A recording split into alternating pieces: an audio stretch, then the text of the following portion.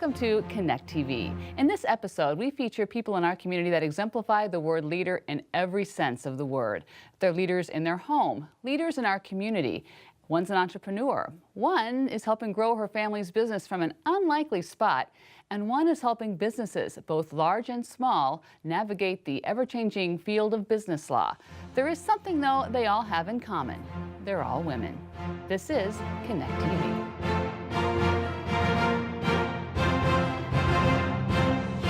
We begin the episode with the woman who uses her platform as Mrs. Minnesota to truly help others, entrepreneur Breanna Ludeman. And here I am with Breanna Ludeman with Ideal Way to Be in Mankato. Breanna, you not only own this store, but also you're a registered nurse and a certified personal trainer. Very busy. How did you get started with all of this? I'm very thankful to have been in this business for 8 years here. I've been a registered nurse for about 20. The foundation of me opening this clinic was spearheaded by when I became Mrs. Minnesota in 2010. Our new Mrs. Minnesota is Breanna Ludeman. My platform then was to encourage healthy living and well-being amongst all generations. And so with the help of our parent company, Ideal Protein, we were able to open a clinic that has helped thousands of people learn the healthier lifestyle. Yeah, it's been quite successful. You were kind of on the forefront of the movement. Now I think there are several, big and small, that try to do this type of thing. But as you mentioned, you're really about a lifestyle change. That is correct. You know, we have 4 phases of our protocol that takes people from losing the weight and finding even those non-scale victories. And then our main focus is really our maintenance protocol, and where we involve the entire family bond as far as building a good lifestyle that involves movement and healthy eating. So when folks come to you, they're often needing some help. So how do you establish that trust with them that they believe you can help them? And I really believe that my medical background is what makes our program the best. As a registered nurse, I'm able to look at the whole picture. And so you have to have a great coach that will push you to go to the next step, but also catch you when you fall. You're also on the forefront of being a female entrepreneur at the time and just starting this all on your own. What advice do you have to other women out there that are thinking about starting their own business? You know, as women, I think we have a lot of skills, and I think we need to just use our good judgment and make calculated risks and just push forward and know that we can break through those barriers. Now, what might surprise people about you is that you're an avid fisherwoman. I almost said fisherman. Fisherwoman. So tell us a little bit about that. You know, that is one of my biggest pastimes. I had my original fishing partner as my dad. And to this day, we still do our annual fishing trips together. So it's really fun to incorporate my children back into that as well and really build that tradition. And it's a way you give back to your community. You live in Lake Crystal, yes, and you've started a fishing program there. We have. We just started an area chapter of bass fishing. And this is going to be a great opportunity for those student anglers to become part of the community and really promote fishing and being outdoors. Okay, so how do you juggle it all? Well, you know, I've got a fabulous husband that helps me stay grounded, and, you know, it's all about divide and conquer and prioritize. And now we move on to Tania Cordes, who, when she moved to Mankato, not only had to dust off her dancing shoes, but literally the dance floor. The Kato Ballroom, to some, was a dying stage. Tania, though, has recreated it. We bring you her story. Well, I'm here with Tania Cordes of the Kato Ballroom. And Tania, an iconic building here in the Mankato area. You came in it in 2014, and tell us about how you got involved here with the Kato Ballroom. Well, I was actually living out in Connecticut at the time, and my ex-in-laws were thinking about selling the ballroom. It had been in the family for about 30 years, and they really wanted to get out. And so I joke, after a few too many glasses of wine one Thanksgiving, I said, "Don't sell the ballroom, I'll take it over." And I really did believe that it could be something, and should be something, that would be great for the community. And it has been a fabulous experience. Well, I know you personally, you're a breath of fresh air, and that's exactly, I think, what the ballroom needed at that time, because ballrooms in general may be dwindling a bit throughout the state, and you kind of came in and kept its character, but have also sort of given it a push to the future. I think most people didn't even know it was open when I took it over. The ballrooms in general in the area have not fared very well. And I think a lot of it is they need a fresh perspective. They've been running it for too long. They don't see what else can be done with it. And then the next challenge is to find people to come and perform. In the beginning, I looked everywhere. Everywhere I looked for opportunities. I saw the sign on the side of the road about the Merrily Players. So then I ended up meeting the head head of the Merrily Players. Well, about 2 months later, he came back to me and said, we have this fabulous idea. Let's do the Buddy Holly story here, and and I said, well, that's great. Let's do a dinner theater. So we are now in our 3rd year of doing a dinner theater with them, and that has then spurred on 2 years of Tony and Tina's wedding. We've done a tribute band series where a lot of bands have come, and those have been really successful. And we do a lot of weddings, obviously. Corporate Christmas parties, luncheons, seminars. We do a lot of fundraisers. Well, you mentioned Buddy Holly. There have been some great names to come through here. Chubby Checker, it looks like, Jerry Lee Lewis, Johnny Cash. So yeah, a lot of history. Yeah, a ton of history. And in general, it's always looking for what is the next great thing to bring to Mankato. So the fun thing for me about this issue of Connect is that it features women that are leaders in business. As a woman in the business world, what challenges, or does that bring any challenges? The biggest challenge, I think, was that when I took over the ballroom, I had been a stay-at-home mother for 12 years before this. My kids were used to me being home every day. They were used to me making brownies and planning play dates and helping them with their homework. And I think that's probably the biggest challenge of all, is trying to make sure your kids are being raised well and also run a successful business. So you've been here only for, gosh, 4 or 5 years, and I think you've been a quick member of the community, really embracing the community itself. What do you like about the area? It's amazing how quickly you can get things done, because people are just really kind and want to help each other and want the ballroom to succeed. I find that most people I talk to thank me for coming down here, thank me for reviving it, and thank me for making it something that is a treasure in this town.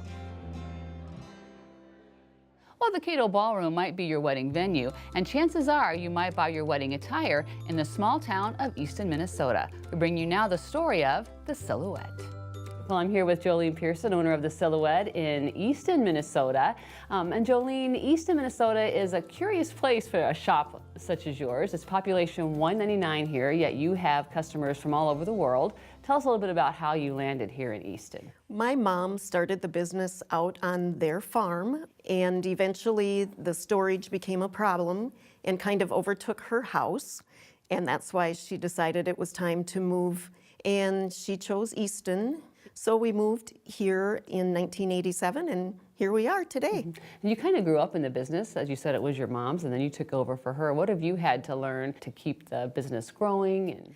My mom taught me a lot. I was taught to sew when I was very young, and there's always something to learn in the bridal industry. Things change all the time, and it's just an ongoing learning process. But my mom has always taught me to be kind, be humble, and things will work out well. Yeah, and we've talked a lot about the Silhouette being here in Easton, such a small town, kind of in the middle of nowhere in southern Minnesota, but with the way things are today with social media and the internet, it really doesn't matter where you're located.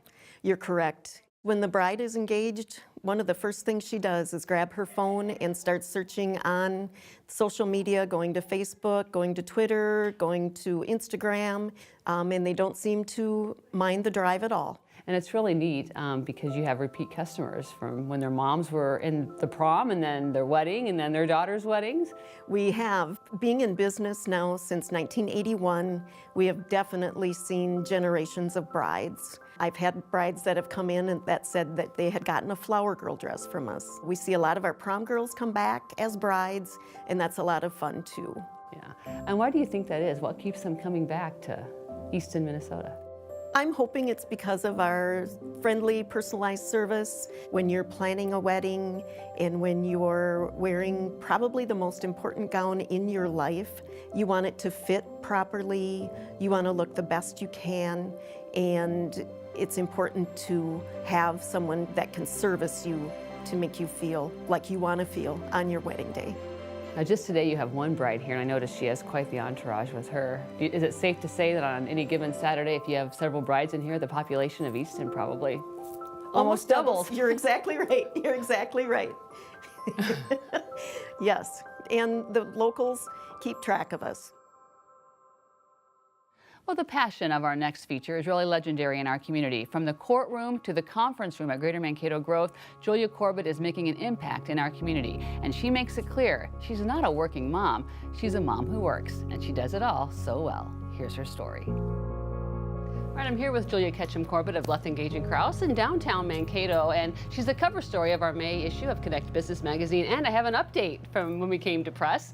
It's about your family, your son Griffin. In the article, we talk about how he has some big college decisions to make, and he's made it. He has made his decisions, so he's headed to the University of St. John's in Collegeville, where he's going to continue his education and continue playing college basketball. So he's really excited about that opportunity, and we're excited to continue to watch him play. Thanks for that update. I feel like we have a scoop here now. Yes. And I wanted to start with family because I know that's very important to you. As successful as you are in all aspects of your life, that's really the foundation of it all. You know, I consider myself a mom who works and a wife who works, you know, making sure that my family's taken care of and has the attention that they need. And then work comes after that, and it's very important. But first and foremost is that family piece for me. Yeah. And now you have to add going to college basketball games to your busy schedule. You're quite involved in the community. Let's talk a little bit about all of those endeavors. I just came off of the Greater Mankato Growth Board. I have been on that board 9 years and just finished my third term there. While on that board, I've been on a number of committees for Greater Mankato Growth. I'm currently still serving for them on the Talent Steering Committee, which is focused on the talent recruitment and retention issues in our community. And I also still serve on the Sports Commission's Facilities Steering Committee, which is focused on trying to help in bringing regional recreational facilities to our community. That, in my mind, kind of dovetails with the talent retention and attraction issue. And you came here in '94 out of law school at Hamlin, and at that time you weren't probably sure what niche in law you were going to practice, but you found it, employment law. Yeah, when I came to Mankato, I found that I really enjoyed and loved the employment law practice. In that practice, I represent exclusively employers, and I love it. I get to have ongoing relationships with my clients and get to help them on a daily basis to make sure that they're doing the right things with their employees. And it's an important thing for businesses to understand that they need before it's too late. Yeah, I think often employers are worried about the cost of working with counsel when they're trying to make the decisions, but frankly, getting good advice while you're making the decision is often much more cost effective than making the decision, making it incorrectly, and then having to deal with the legal costs. So Julia, since the magazine has come out, you've had some developments with Lething Gage & Krause. Talk about that. Yeah, we have some really exciting news for us. We are in the process of completing a merger with another law firm, the Barons, Rodenberg & O'Connor firm in New Ulm. I think it will expand our ability to service our current clients and add really good quality attorneys and employees to our current practice. And just as you've grown your practice over the last 24 years, I think you've mentioned that you've grown yourself as far as finding your voice and being a voice in the community, and that's leading you to your next, I think, goal in mentoring other women. When I first came to the community as an attorney, you get asked to be on a lot of different boards of directors, and I think early on I didn't necessarily always have the confidence in those roles, and that's been something I've learned over time and developed over time. And I've had good mentors in that process, and so I do feel like there's an opportunity and an obligation to make sure that the next generation of leaders is here to continue making our community fabulous. Leaders in their homes, leaders in business, and leaders in our community. These women are making an impact on all of our lives.